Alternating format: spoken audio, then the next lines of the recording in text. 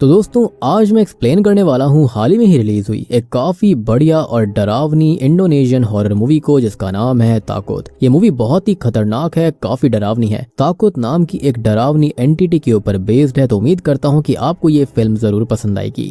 तो कहानी की शुरुआत रात के समय एक गांव को दिखाते हुए होती है, जहां पर एक लेडी अपने घर की विंडो को बंद करने के बाद एक बक्से के अंदर पैसे की एक गड्डी को रख रही थी। खैर अब तभी सीन उसी गांव के एक और घर पर आता है जो कि आभा मूल्या का घर था, जिसके ऊपर एक विंड मिल लगी हुई थी जो कि लगातार घूम रही होती है, जिससे कि डायरेक्शंस वगैरह का पता चलता है। यानी कि जब विंड चलती है तो उससे विंड डायरेक्शन वगैरह पता चला करती। खैर उस घर में लिंगा नाम का एक आदमी आभा मूल्या नाम के एक आदमी की फोटो के सामने एक मटका रख रहा होता है, और ये मटका असल में ढका हुआ था। मूल्या की फोटो के सामने काफी सारी मोमबत्तियां भी जल रही थी, जैसे कि इस गांव के अंदर उसे ही पूजा जाता हो। खैर अब लिंगा एक चाबी को पास में ही रखी एक किताब में छुपाकर बुक शेल्फ में रख देता है, और फिर वो शराब पीने ही वाला होता है कि तभी रूम के अंदर जल रही लाइट जो होती हैं वो जलने बुझने लगती हैं, और लिंगा इससे काफी डर जाता है। उसे लगता है कि ये सब मूल्या की वजह से हो रहा है, और इसलिए वो मूल्या को आवाज देता है, लेकिन उसे मूल्या की तरफ से कोई भी रिस्पॉन्स नहीं आता। खैर अब जब वो बाहर जाता है तो उसे उल्टी तरफ की झाड़ियों की साइड से कुछ आवाजें आ रही थी, और जब वो उन आवाजों का पीछा करता है तो हम एक साये को झाड़ियों में भागते हुए देखते हैं, और तब लिंगा भी उस तरफ जाता है जहां पर एक झाड़ी से खून टपक रहा था, और सामने देखने पर लिंगा को आभा मूल्या की लाश दिखाई देती है। और जैसे ही लिंगा उसकी बॉडी को टच करता है तो आभा मूल्या का सर जमीन पर गिर जाता है, मतलब कि किसी ने आभा मूल्या की गर्दन काट कर उन्हें खत्म कर दिया था। और ये देखकर लिंगा काफी डर जाता है, जिसके साथ ही अब कहानी यहाँ से 12 घंटे पहले जाती है, जहाँ पर हम एक दूसरे गाँव के अंदर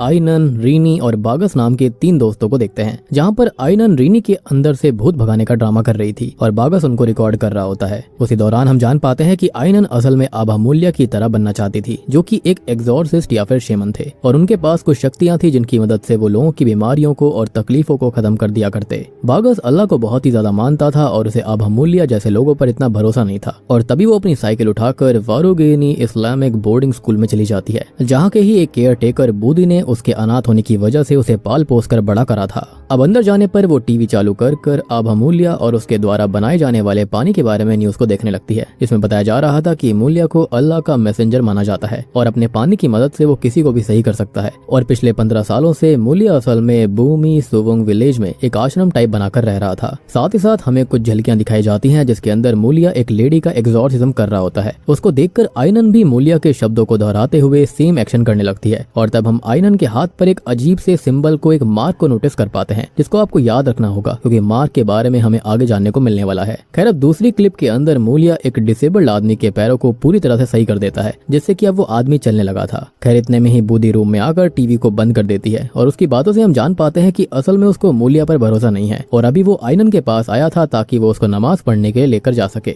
अब आइनन अभी प्रेयर करने से मना कर देती है क्योंकि उसे मूल्या का प्रोग्राम देखना था और वो बाद में प्रेयर्स करने के लिए जाने वाली थी, इसलिए बूदी वहां से चला जाता है। मीनवाइल हम मूल्या के घर के बाहर एक आदमी को उसकी बेटी के साथ देख पाते हैं, जो कि अपने पैसों को बढ़वाने के लिए वहां पर आया था। उसकी बेटी को तो समझ नहीं आ रहा होता कि इस जगह पर उसके पिता के पैसे कैसे बढ़ जाएंगे, पर उस आदमी के हिसाब से सिर्फ यही एक ऐसी जगह थी जहां पर उसके पैसे इंक्रीज हो सकते हैं। तभी लिंगा बाहर आता है और उस आदमी से अंदर मूल्या के पास चलने के लिए कहता है। उस आदमी ने अपनी बेटी को बाहर ही वेट करने के लिए कहा था, जो कि अभी के लिए मूल्या के घर के पास ही थी। खैर अब वो इधर उधर टहलने लगती है और चलते हुए एक मस्जिद के पास पहुंच गई थी, जो कि काफी खाली होता है। अब क्योंकि नमाज का वक्त भी होने वाला था, इसलिए वो पास में ही लगे टैप से हाथ पैर धोने लग गई थी। तभी हम डिमोनिक फीट को उसके पास खड़ा हुआ देखते हैं, लेकिन जैसे ही वो लड़की थोड़ा सा सर उठाकर देखती है तो वहाँ पर सब कुछ नॉर्मल हो जाता है। वहीं मूल्या उस आदमी को अपने पास बैठाकर एक बक्से में उसके सारे पैसे डालने को कहकर उस आदमी का हाथ उस बॉक्स के ऊपर रखवाता है। अब उस आदमी ने ऐसा करा ही था कि तभी मूल्या उसके हाथ में एक डैगर को बहुत जोर से मार देता है, जिससे कि उस आदमी के हाथ से काफी खून आने लगा था और उस आदमी को बहुत दर्द महसूस हो रहा था। पर मूल्या उसे उसके ऊपर विश्वास रखने के लिए कहता है और उसके हाथ पर वही पानी डालकर कुछ शब्दों को दोहराता है, जिससे अचानक से ही उस आदमी के घाव पूरी तरह से भर गए थे, जो कि काफी ज्यादा शॉकिंग था, जिसको देखकर वो आदमी खुद भी बहुत ही ज्यादा हैरान था। और सबसे शॉकिंग बात ये होती है कि जब उस बॉक्स को वापस से खोला जाता है तो उसके अंदर उस अमाउंट के डबल पैसे आ गए थे जितने की उस आदमी ने उसके अंदर डाले थे। इसलिए अब वो आदमी मूल्या से और पैसे की डिमांड करता है। यहाँ पर वो काफी ज्यादा अजीब सा हो गया था, यानी कि उसे लालच ने पूरी तरह से कंज्यूम कर लिया था, जिस पर मूल्या बस उससे ये पूछता है कि अगर वो और पैसे चाहता है तो क्या उसका सेक्रीफाइस तैयार है। खैर अब वहीं हम फिर से उसी बच्ची को देखते हैं जो कि मस्जिद के अंदर नमाज पढ़ रही होती है कि तभी उसके पास एक बहुत ही डिमोनिक साया आ जाता है, जिसका मतलब साफ था कि शायद उस आदमी ने एज अ सेक्रीफाइस अपनी बेटी को ही डीमन को सौंप दिया और मूल्या भी अल्लाह की नहीं किसी डीमन की पूजा करता था। खैर आगे अब रात में हम रीनी और आयनन को बोर्डिंग स्कूल की तरफ जाता देखते हैं कि तभी अचानक से रीनी को याद आता है कि वो अपना मेंस्ट्रुअल पैड को लेना ही भूल गई और उसके मेंस्ट्रुएशन चालू है, इसलिए वो आयनन से बाहर इंतजार करने के लिए कहकर पैड्स लेने के लिए अंदर जाती है और आयनन उसका इंतजार करने लगती है। अब ये असल में वो समय था जब मूल्या की मौत हुई थी और उसी समय अचानक से आयनन के पास लगी हुई स्ट्रीट लाइट जो होती है वो भी जलने बुझने लग गई थी। तभी उसके सामने अबा मूल्या उसे दिखाई देता है जो कि उससे ये कहता है कि आयनन उसकी तरह बन सकती है और इतना बोलकर वो अपने हाथ में पकड़े डैगर से अपने गले को काटते हुए ये कहता है कि एक सर के बदले एक सर।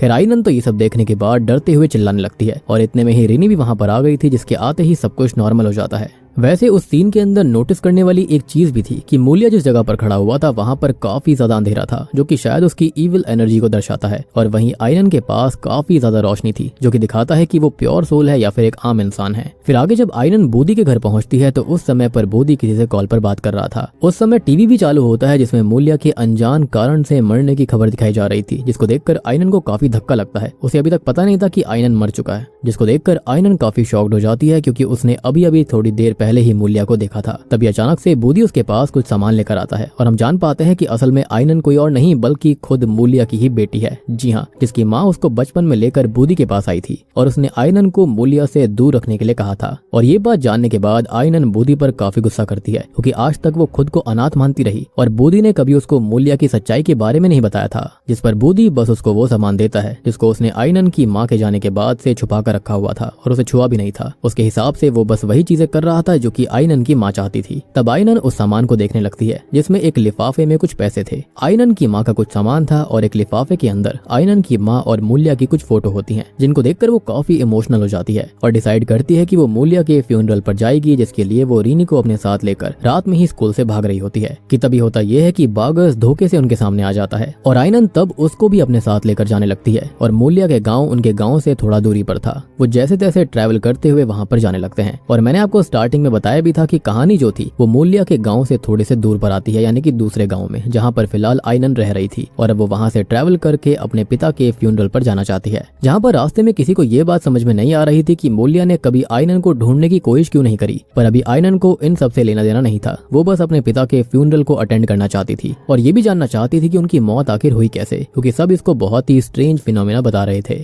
खैर तभी उसको रास्ते में ऐसा लगता है कि जैसे कोई उसका नाम पुकार रहा हो और उसको उसी डीमन की एक झलक सड़क पर दिखती है जिसको हम अब तक की कहानी में देखते आ रहे थे। अब मूल्या के घर में पहुंचने के बाद आयनन, रीनी और बागस वहां पर गांव के काफी सारे लोगों को रोते हुए देखते हैं क्योंकि उनके लिए उनके मसीहा की मौत हो गई थी और लोग इस बात से काफी दुखी थे। अब इसी दौरान लिंगा को अजंग नाम की एक प्रेग्नेंट लेडी बताती है कि मूल्या की फर्स्ट बॉर्न आ गई है, मतलब कि आयनन मूल्या की पहली लड़की होती है। और आयनन के पास अब लिंगा आ जाता है और उससे कहता है कि अगर वो चाहे तो मूल्या की डेड बॉडी को वॉश कर सकती है, जिसके बाद उसे बैरी करा जाने वाला था। अब ये सब बागस और रीनी को काफी अजीब लगता है क्योंकि जनरली उनके यहाँ फ्यूनरल इस तरह से नहीं होते थे और शायद आप लोगों ने पहले की इंडोनेशियन मूवीज के अंदर भी देखा होगा कि डेड बॉडीज को धोने का काम असल में कॉप्स वॉशर्स करते हैं और इस टाइप की मैंने काफी सारी मूवीज एक्सप्लेन करी हैं। अगर आपको ये कॉन्सेप्ट डिटेल में जानना है तो उनका लिंक आपको नीचे डिस्क्रिप्शन पिन कॉमेंट में मिलेगा। और यही रीजन था कि बागस और रीनी को समझ में नहीं आ रहा था कि लिंगा ने आखिर आयनन से मूल्या की बॉडी को धोने के लिए क्यों कहा, पर उन्हें अभी लगता है कि शायद इस गाँव के ट्रेडिशन अलग होते होंगे और इसलिए वो कुछ नहीं कहते। और आयनन मूल्या की डेड बॉडी के पास जाकर उस पर पानी डालती है और उस समय हम मूल्या के हाथ पर वैसा ही मार्क नोटिस करते हैं जैसा कि आयनन के हाथ पर था, पर डिफरेंस बस इतना सा होता है कि मूल्या के हाथ पर निशान कुछ ज्यादा ही गहरा लग रहा था। और हम गौर कर पाते हैं कि अजंग जो होती है यानी कि प्रेग्नेंट लेडी, वो भी इस चीज को नोटिस कर रही होती है। खैर आगे जब मूल्या की डेड बॉडी को दफनाया जाता है तो गांव के सब लोग रो रहे थे और लिंगा वहां पर कुछ अलग ही प्रेयर्स पढ़ रहा होता है जो कि रीनी, बागस और आयनन को समझ नहीं आती, पर अभी वो इन सब चीजों को ट्रेडिशन का पार्ट मानकर कुछ नहीं कहते। फ्यूनरल खत्म होने के बाद में जब आयनन, रीनी और बागस मूल्या के घर आते हैं तो लिंगा आयनन को बताता है कि मूल्या ने उसके लिए कुछ छोड़ा है और उस समय रीनी और बागस भी आयनन के साथ लिंगा के पीछे पीछे रूम में जा रहे थे। लेकिन तभी होता यह है कि लिंगा उनको रोक देती देता है और बताता है कि उसके साथ बस आइनन अंदर जाएगी और वो लोग वहाँ से अब अपने गाँव वापस जा सकते हैं और अजंग भी वहीं पर मौजूद होती है। और तब हमको ये बात पता चलती है कि अजंग असल में मूल्या की तीसरी बीवी थी और आइनन मूल्या की पहली बीवी की बेटी। खैर अभी आइनन के कहने पर लिंगा बागस और रीनी के लिए एक रात रुकने का इंतजाम वहाँ पर करवा देता है और आइनन को मूल्या के एक रूम में लेकर जाता है। अजंग भी रीनी और बागस को अपने साथ उनके रूम की तरफ लेकर जाने लग गई थी। अब उसी समय रीनी को ऐसा लग रहा होता है कि जरूर मूल्या ने आइनन के लिए कोई ना कोई जादुई चीज छोड़ी होगी जिससे कि वो भी उसकी तरह मैजिक कर पाए। लेकिन अजंग तभी उसको बीच में टोकती है और बोलती है कि यहाँ पर चीजें जैसी दिखती हैं वैसी है नहीं, इसलिए उन लोगों को आइनन को लेकर जितना जल्दी हो सके यहाँ से निकल जाना चाहिए। पर बागस और रीनी को कुछ भी समझ में नहीं आता, शायद से यहाँ पर अजंग उसको बचाना चाह रही थी। खैर अब तभी लिंगा जो होता है वो आइनन को रूम में लाकर इंतजार करने के लिए कहता है और खुद एक और अंदर वाले रूम में जाता है कुछ निकालने के लिए। फिर जब आइनन रूम को सही से देख रही होती है तो पर्दे के पीछे कोई आकर खड़ा हो जाता है, लेकिन जब आइनन पर्दे को हटाती है तो वहाँ कुछ नहीं था। जिसके बाद वो जैसे ही पलटती है वैसे ही आइनन पर वही डीमन झपट पड़ता है, जिससे कि आइनन डर कर चिल्लाने लग गई थी। लेकिन तब तक वहाँ पर लिंगा आ चुका था, जिसके आते ही सब कुछ सही हो जाता है। वो आइनन को शांत करवाने के बाद उसको एक किताब देता है जिसके अंदर काफी सारे रिचुअल्स के बारे में लिखा हुआ था और वही किताब थी जो कि मूल्या ने आइनन के लिए छोड़ी थी और वो चाहता था कि आइनन उसके रास्ते पर चले और वो सारी चीजें अचीव करे जो कि मूल्या ने उस किताब की मदद से करी। और मूल्या जैसी शक्तियों को खाली उसका ही कोई वंशज सीख सकता है और ये चीजें लिंगा आइनन को मूल्या के सीक्रेट प्लेस पर रात 3 बजे सिखाने वाला था। वो इस बारे में बागस और रीनी को कुछ भी बताने से मना करता है और आइनन से अकेले आने के लिए कहता है, जिस पर वो मान जाती है। फिर जब शाम के समय अजान का समय होता है तो बागस भी मूल्या के घर के पास वाले मस्जिद में जाकर माइक को लेकर जाता है ताकि वो उसमें अजान पढ़ सके और गाँव के लोगों को भी सुनाई दे।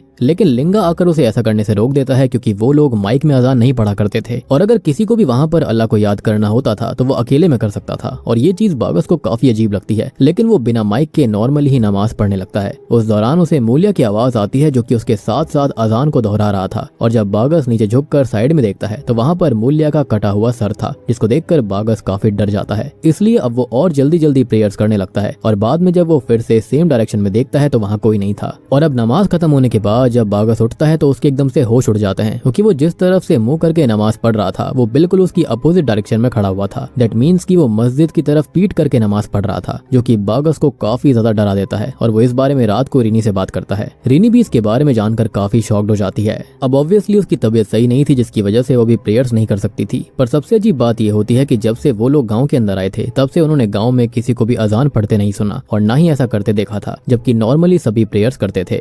इनफैक्ट उस गाँव के अंदर कोई भी प्रेयर्स वगैरह नहीं कर रहा था। तब बागस को लगता है कि शायद इस गाँव के अंदर शैतान का साया है जिसने यहाँ के लोगों को कंट्रोल करके उन्हें अपना बिलीवर बना दिया है। तभी वहाँ से आइनन अजीब तरह से हंसते हुए रूम में जाती है, जिसको देखकर रीनी भी उसके पीछे जाती है और उस समय आइनन उस किताब को पढ़ रही थी जो कि उसे लिंगा ने दी थी। तब रीनी अपने कैमरा से उसकी वीडियो बनाने लगती है और उससे पूछती है कि क्या ये किताब सच में वही है जिसको मूल्या हमेशा अपने पास रखता था। पर आइनन अभी उसकी बातों का कोई खास जवाब नहीं देती, इसलिए रीनी साइड में कैमरा चालू करके रख देती है और नेल कटर से नेल्स को काटने लगती है। पर धोखे से उसके हाथ पर एक कट लग गया था। अब रीनी के हाथ से खून निकल रहा होता है पर वो आइनन से मजे लेते हुए उसके पास जाती है और ऐसे एक्ट करती है कि जैसे वो मूल्या के पास अपनी चोट लेकर आई हो और मूल्या उसे सही करने वाला हो। तब आइनन भी सबसे पहले रीनी से उस पर बिलीव करने के लिए कहती है और उन्हीं शब्दों को दोहराने लगती है जो कि मूल्या हमेशा दोहराया करता था। दूसरी तरफ बाहर बागस अजंग को एक रूम में खाना ले जाते हुए नोटिस करता है और उस रूम में जाने के बाद अजंग ने किसी से ये कहा था कि वो रात में बाहर ना आए। फिर जब उस रूम को बंद करके अजंग वहां से चली जाती है तो बागस रूम में झांक कर देखने की कोशिश करता है कि अंदर है कौन। पर इतने में ही उसके पीछे आइनन आ जाती है जो कि अब बागस से नॉर्मल बात करते हुए रीनी के बारे में पूछती है और ये देखकर तो बागस काफी शॉक्ड हो गया था क्योंकि रीनी तो आइनन के पीछे ही रूम में गई थी। पर जब बागस असली आइनन को लेकर रूम में जाता है तो रीनी असली आइनन को देखकर शॉक्ड रह जाती है और अब तक जो आइनन उसके साथ थी वो गायब हो जाती है और रीनी को पहले तो कुछ भी समझ में नहीं आता। फिर जब वो कैमरा चेक करती है तो कैमरा के अंदर भी रीनी अकेले ही रूम में बैठी हुई थी, उसके साथ कोई नहीं था। अब इन हादसों से रीनी और बागस तो काफी डर गए थे और वो जल्दी ही वहां से जाना चाहते थे, लेकिन आइनन इसके लिए मना कर देती है और वो इसी जगह पर रुककर मूल्या के रास्ते पर चलना चाहती थी। वो तो स्टार्टिंग से ही उसकी फैन होती है और जब उसको ये पता चला कि वो उसके खुद के पिता थे तो उसके बाद तो उसका इंटरेस्ट और भी ज्यादा हो गया था और इसलिए वो रीनी और बागस से अकेले ही वहां से जाने के लिए कहती है। अब आगे हम अजंग को देखते हैं जिसके रूम में रहमत नाम का एक बच्चा बैठा हुआ था। वो असल में एक पैर से फिजिकली चैलेंज्ड होता है और उसके हाथ में एक डीमन से रिलेटेड काफी सारे रिसर्च पेपर्स होते हैं जैसे कि उन्हें उसने खुद ही कलेक्ट करा हो। वो अजंग से पूछता है कि आइनन वहां पर क्यों आई है। साथ ही साथ वो ये बात भी जानना चाहता था कि लिंगा अब क्या करने वाला है और ये बात सच में काफी ज्यादा अजीब थी। और जब से आइनन और उसके दोस्त इस जगह पर आए थे तो अजंग ही सबसे ज्यादा सस्पिशियस कैरेक्टर लग रही थी, जैसे कि उसके दिमाग में बहुत कुछ चल रहा हो। खैर अब आगे जब अजंग अपने रूम में सो रही होती है तो उसके ब्लैंकेट को कोई नीचे खींचने लगता है। एंड आई मीन मतलब हॉरर मूवीज के अंदर ये काफी टिपिकल और क्लीशे सी चीज आजकल मुझे लगती है। अब अजंग जो होती है वो इससे थोड़ा सा घबरा कर उठती है, पर नीचे कंबल के अंदर रहमत बैठा हुआ था जो कि अजंग को भी अंदर आने के लिए कहता है क्योंकि उसको मूल्या की स्पिरिट दिखाई दे रही थी। अजंग और रहमत अब दोनों ही कंबल के बाहर मूल्या की स्पिरिट को रूम में चलता हुआ देखते हैं और तभी अचानक से अजंग के बगल में रहमत डीमन बनकर उसे हॉन्ट करने लगता है। लेकिन असल में ये सब बस उसका एक नाइटमेयर था जिसको देखकर वो बहुत डर गई थी। वहीं हम आइनन को देख पाते हैं जैसे रात के समय में लिंगा अपने साथ मूल्या के सीक्रेट प्लेस पर लेकर आया था जो कि एक टनल टाइप जगह थी। वो किसी रिचुअल की तैयारी करते हुए आइनन से उसकी रेस्पॉन्सिबिलिटी को समझने के लिए बोलता है क्योंकि उसके अंदर अब मूल्या का खून था। आइनन भी उसकी बात को ध्यान से सुन रही होती है कि तभी लिंगा मूल्या के खंजर से आइनन के हाथ पर और बाद में उसके पैर पर स्टैब कर देता है और ये सब बस रिचुअल का एक पार्ट होता है। अब तभी आइनन दर्द को सहते हुए लिंगा के वर्ड्स को रिपीट कर रही थी जो कि लिंगा बोल रहा होता है। तभी अचानक से उसको कुछ ग्लिम्स आते हैं जिसमें रहमत मूल्या के कटे हुए सर को पकड़कर सो रहा था और उसके बाद जब वो अपनी आंख खोलती है तो सेम डीमन जिसको हमने देखा था वो आइनन के हाथ पर लगे खून को चाट रहा होता है। अब ये कंप्लीट होने के बाद लिंगा आइनन को गांव में लेकर जाता है और लोगों को बताने लगता है कि अब से आइनन उनके दुखों का निवारण करेगी। और उस समय आइनन ने रहमत को भी देखा था जो कि उसे घर की खिड़की से देख रहा होता है। तब आइनन रहमत को एक क्रीपी स्माइल देते हुए आगे चली जाती है। अब रहमत इससे काफी डर गया था और वो इस बात को समझ गया था कि आइनन के अंदर उस डीमन ने कब्जा कर लिया है और शायद से यहाँ पर मूल्या के साथ भी ऐसा ही हुआ था। इसलिए वो इस बारे में बताने के लिए बागस के पास जाता है और तब जाकर बागस को भी ये बात पता चलती है कि उस रूम में असल में रहमत रहता था जिसको असल में अजंग बाहर आने से रोक रही थी। और बागस ने असल में अजंग को ही रहमत के लिए वहाँ खाना लेकर जाते हुए देखा था। बागस को अभी भी कुछ भी समझ में नहीं आ रहा होता कि उस जगह पर आखिर चल क्या रहा है और इसलिए रहमत उसको बताता है कि अगर उसे गाँव और बाकी चीजों के बारे में सब जानना है तो उसको गाँव में अजान चलानी पड़ेगी। और तब बागस को ये चीज काफी अजीब लगती है लेकिन वो इसके लिए मान जाता है और जैसे ही वो माइक चालू करके अजान पढ़ना चालू करता है तभी आइनन के सर में बहुत जोरों से दर्द होने लगता है। इवन हम गांव के बाकी लोगों को देखते हैं जिनका हाल भी आइनन की तरह था। कोई भी अजान को सुन नहीं पा रहा होता और उनके कानों से खून तक आ जाता है और कुछ तो तड़प भी रहे थे। और लिंगा की एक बेटी थी जो कि बीमार थी और अजान सुनने की वजह से उसके मुंह से भी खून आने लगता है और वहीं पर आइनन तो तड़प ही रही थी। पर उसके सामने एक मिरर के अंदर हम उसके रिफ्लेक्शन को बहुत ही ज्यादा गुस्से में देख पाते हैं जो कि उसी डीमन का होगा। तब रिनी आकर उसे संभालने की कोशिश करती है। दूसरी तरफ बागस का गला अचानक से खराब होने लगता है और उसके गले पर निशान बनने लगते हैं जैसे कि कोई उसका गला दबाकर उसे रोक रहा हो और उसके ही अगले पल बागस के मुंह से खून निकलता है। वहां पर मौजूद डीमन नहीं चाहता था कि वहां पर अजान हो या फिर कोई भी रिलीजियस चीज पढ़ी जाए। अब इतने में ही रिनी और आइनन दोनों बागस के पास आ गए थे और अब आइनन भी एकदम नॉर्मल थी। वो लोग समझ गए थे कि वहां पर कुछ भी सही नहीं है, इसलिए वो साथ में प्रे करने का डिसाइड करते हैं। और रिनी तो पीरियड्स की वजह से प्रे नहीं कर सकती थी पर बागस और आइनन प्रे करने लगते हैं और रहमत भी उन्हें छुपकर देख रहा था कि तभी अचानक से रिनी जोर से चिल्लाती है और बागस जब पीछे मुड़ता है तो आइनन फिर से पजेस्ड हो गई थी और अभी वो दीवारों पर चल रही होती है। तब तक वहां पर रहमत भी आ जाता है जिसको देखते ही आइनन उसके ऊपर कूदकर उसका गला दबाने लगती है। बागस और रिनी रहमत को छुड़वाने में लग गए थे जिसका रीजन में भी यही हो सकता है कि डीमन को पता है कि अजान चलाने के लिए रहमत ने ही बागस से कहा था और इसलिए ही डीमन ने उस पर हमला किया। तभी वहां पर अजंग आकर आइनन को ऐसा करने से रोकती है और जब आइनन को फिर से होश आता है तो पोजीशन में उसने जो कुछ भी किया था उसे कुछ भी याद नहीं था जिसको देखकर रिनी उसको संभालती है। अब सुबह होते ही गांव के सारे लोग ग्रुप बनाकर मूल्या के घर के बाहर आ गए थे क्योंकि उन्हें पता चल गया था कि अजान बागस नहीं चलाई थी। वो उन लोगों को उस गांव से जाने को कहते हैं पर बागस भी जल्दी ही वहां से रिनी और आइनन को लेकर जाना चाहता था मगर लिंगा बागस से रिनी को लेकर जाने के लिए कहता है क्योंकि आइनन अब यहीं पर रहने वाली थी। रात में अपनी हरकत की वजह से आइनन अजंग से माफी मांगती है और तब ये बात रिवील होती है कि रहमत असल में मूल्या की दूसरी बीवी का लड़का है जो कि उसके पैदा होने के कुछ ही समय के बाद खत्म हो गई थी और किसी ने उसकी बॉडी को कभी देखा ही नहीं था। रहमत के हिसाब से आइनन की माँ के साथ भी यही हुआ था और इन सब में मूल्या का ही हाथ था।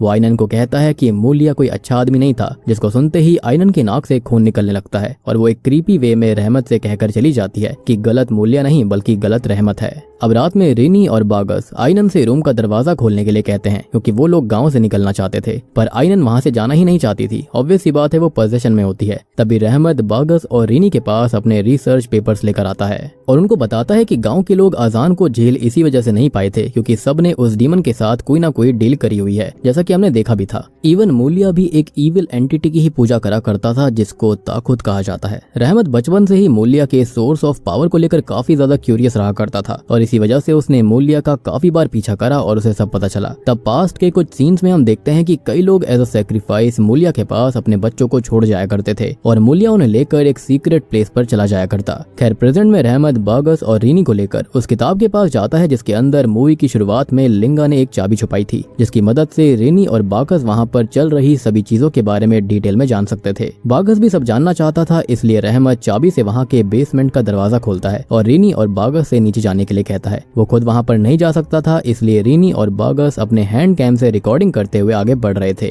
तब एक पल के लिए रेनी का ध्यान भटकता है और अगले ही पल वो बाकस को एक रूम में जाते देखती है, लेकिन जैसे ही वो उस रूम के अंदर जाती है वहाँ पर वो नहीं था। उस रूम के अंदर मूलिया की एक बहुत बड़ी पेंटिंग लगी हुई थी, जिसमें उसके हाथ में एक मोतियों की माला थी। अब रेनी तब वापस जाने लगती है, लेकिन तभी वो माला टूटकर अचानक से उसके पैरों के पास आ गिरती है और जैसे ही वो पीछे मुड़ती है तो उस पेंटिंग में अब माला ही नहीं थी। इवन अब तक एक अनजान एंटिटी ने उसको हॉन्ट करना चालू कर दिया था, लेकिन तभी वहाँ पर बाकस आ जाता है, जो कि रेनी को वहाँ से लेकर एक दरवाजे के पास आ गया था, जिसको जैसे ही वो खोलते हैं तो वैसे ही अंदर से काफी सारे हाथ बाकस को पकड़कर अंदर खींचने की कोशिश करते हैं। और तब वो प्रेयर्स करके अपने हाथों को छुड़वाता है और भागकर बाहर जाने की कोशिश करने लगता है, लेकिन बेसमेंट के नीचे वाला दरवाजा बहुत ज्यादा कोशिश करने के बावजूद भी नहीं खुलता, इसलिए बाकस लगातार अब प्रेयर्स करने लग गया था। जिसके बाद वो जैसे ही पीछे जाता है तो काफी सारे लोगों की आत्मा नीचे जमीन पर झुककर बैठी हुई थी, और मे बी ये वो लोग हो सकते हैं जिनका यहाँ पर सैक्रिफाइस दिया गया होगा, जिसके बाद यहाँ पर उनकी आत्मा ट्रैप हो गई होगी। और हम जानते हैं कि डीमन ज्यादातर सोल्स का ही सौदा करते हैं। तब प्रेयर्स की वजह से दरवाजे खुल जाते हैं और रेनी और बाकस बाहर आ जाते हैं, लेकिन उनका हैंड कैम नीचे ही रह गया था।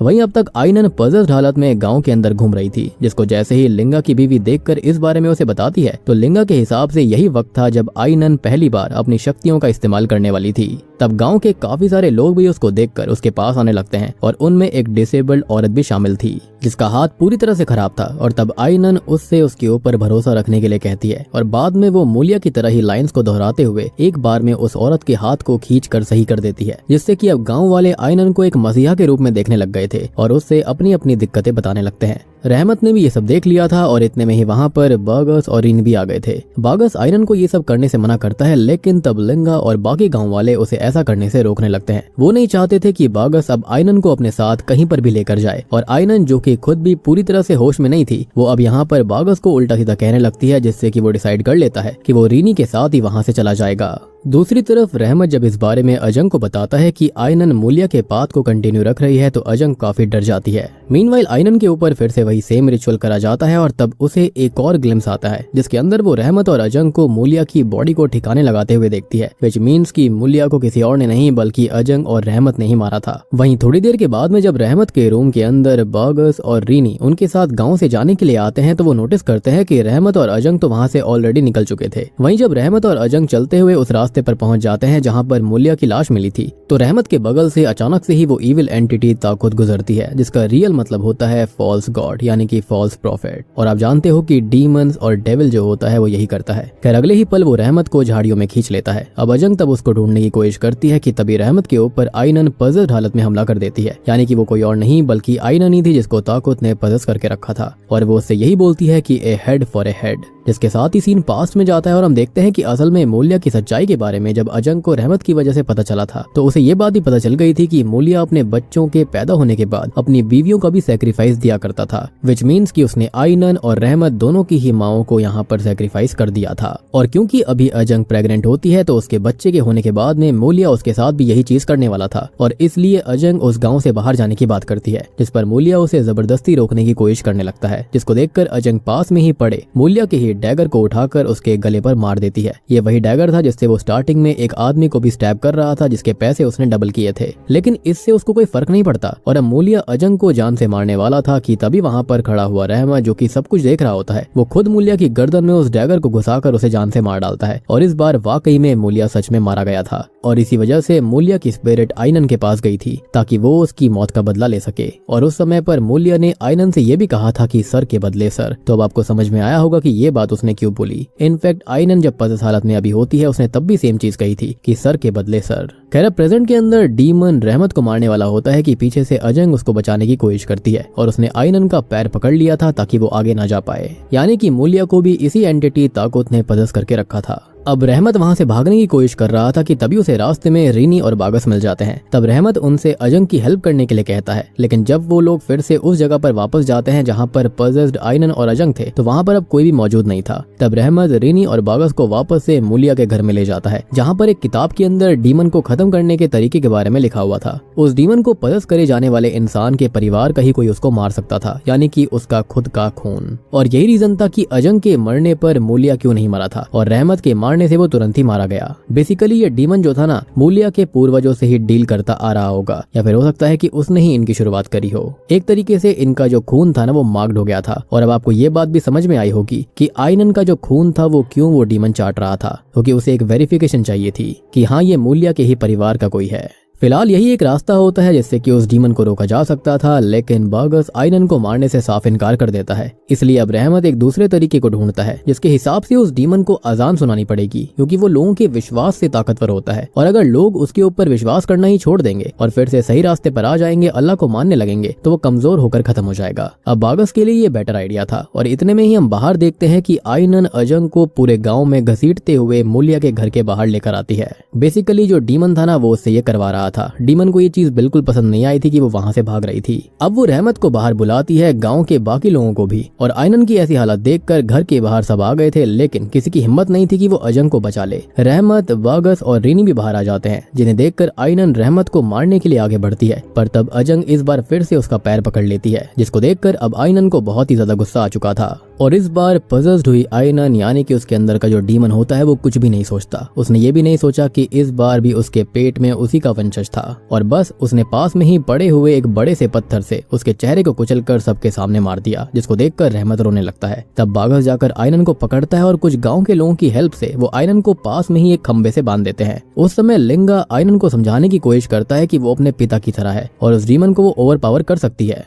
यानी कि उसे कंट्रोल लेना होगा। जिसको सुनकर पजेस्ड हुई आयनन उसे अजीब से एक्सप्रेशन से देखती है, जिसके तुरंत ही बाद डीमन की शक्तियों से लिंगा की बॉडी हवा में उड़ने लगती है और डीमन ने टेलीकिनेसिस पावर से पास में ही पड़ी हुई एक रॉड को लिंगा के गर्दन के आर पार कर दिया था, जिससे कि मौके पर ही उसकी मौत हो जाती है। ये देखकर डीमन को कंट्रोल करने के लिए बागस अजान करने लगता है, यानी कि प्रेयर्स पढ़ने लगता है। अब उस डीमन को इससे काफी तकलीफ हो रही थी और इस बार भी डीमन की ताकत की वजह से बागस के गले में दर्द हो रहा था और उसके मुंह और कानों से खून आने लग गया था, लेकिन वो फिर भी नहीं रुकता। पर तभी अचानक से उन्हें मूलिया के घर के बेसमेंट के अंदर से काफी सारे लोगों के चीखने चिल्लाने की आवाज आती है। वो सारी स्पिरिट थी जो कि वहां पर सैक्रिफाइस करी गई। इसलिए अब गांव के सारे आदमी रिनी और बाकी औरतों को आयरन पर नजर रखने के लिए कहकर बेसमेंट में जाते हैं, जहां पर इस बार जब वो उस दरवाजे को खोलकर उस रूम में जाते हैं तो वहां पर काफी सारे हाथों ने बेगस को फिर से पकड़ लिया था। तो वहां पर काफी सारी लाशें भी लटकी हुई थी, जिनके अंदर से ही वो पानी भी आ रहा था, जिससे कि मूलिया सब कुछ सही कर रहा था। बेसिकली ये उन स्पिरिट्स की एनर्जी होती है